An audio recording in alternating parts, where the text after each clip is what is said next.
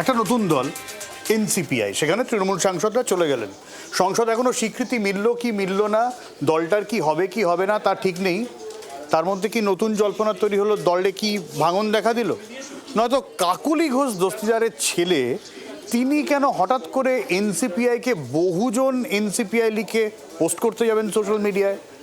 তাহলে কি কোনো দলের মধ্যে অভ্যন্তরীণ দ্বন্দ্ব? কেন এই পোস্ট? কি বলছেন কাকলি ঘোষ দস্তিদার, দেখি। ২৬শে নির্বাচনে তৃণমূলের জাহাজ ডুবতেই দলে ভাঙনের জল্পনা। এনসিপিআই নাম এখনো খুব পরিচিতি পায়নি, তার মধ্যেই নতুন নাম বহুজন এনসিপিআই। জল্পনা সূত্র কাকলি ঘোষ দস্তিদারের ছেলে বৈদ্যনাথ ঘোষ দস্তিদারের সোশ্যাল মিডিয়া দেওয়া একটি পোস্ট, যেখানে বহুজন এনসিপিআইতে যোগ দেওয়ার আহ্বান জানিয়েছেন তিনি। কিন্তু কেন এনসিপিআই থেকে কাজ করতে পারছিলেন না বলে নতুন দল? কাকলি ঘোষ দস্তিদার নিজেই সেই জল্পনায় জল ঢেলেছেন। আমরা অভিজ্ঞ সাংসদ হিসেবে সাংসদ তহবিলের অর্থ বা মানুষের যে সেবায় নিয়োজিত আমরা, সেটা মানুষকে জানাতে হবে। অনেক সময় দেখা যায় যে একটা এলাকাতে আদিবাসী মানুষ বেশি থাকেন, তো সেই রকম সব এলাকাতে অনেক কাজ পড়ে আছে।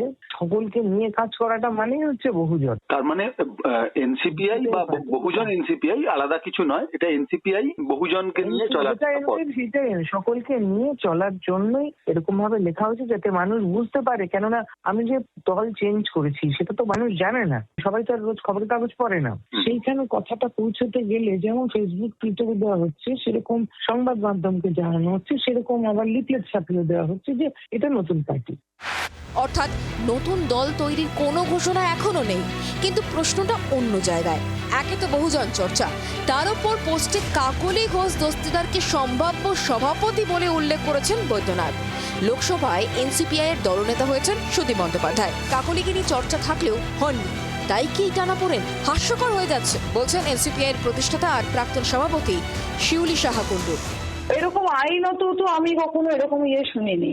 সম্ভাব্য সভাপতি বলে এরকম কিছু হয় বলে আমি তো মনে হয় না, কারণ তাহলে তার একটা বোর্ড রেজুলেশন বা এসব কিছু থাকা উচিত। সেরকম কিছু তো বোর্ড রেজুলেশন তো আমার মনে হয়নি। আমাদের যে 19 জনের যে ন্যাশনাল কমিটি, যেটা ইলেকশন কমিশনেও সাবমিট করা আছে, বহু দিন থেকে প্রত্যেক বছর রিটার্নও সাবমিট করা হয়েছে, যেটাতে সেখানে সেই বোর্ড রেজুলেশনে 2/3 মেজরিটি লাগবে কাউকে, সেগুলো তো আছে কিনা উনিই জানেন হয়তো। শিউলির মতো কাকুলিদের খোঁচা দিতে ছাড়ছেন না মমতাপন্থী তৃণমূলও। শীতকালে সাধারণত সার্কাস আসে, এ তো বর্ষাকালীন সার্কাসে পরিণত হয়েছে। তো তারা কোথায় আছেন তারা নিজেরাই জানেন না। বহুজন এনসিপিআই ব্যাপারটা হাস্যকর, যত কমে নিয়ে বলা যায় ততই ভালো।